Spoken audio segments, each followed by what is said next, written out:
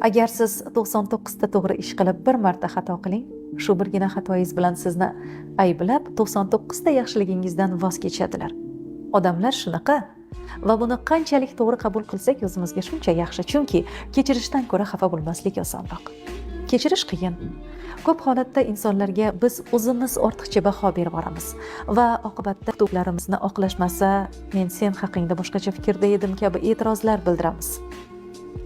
Bu yaxshi odam, bu yomon odam deb ajratib ham qo'yamiz, to'g'rimi? Xo'p, keling. Yaxshi inson kim?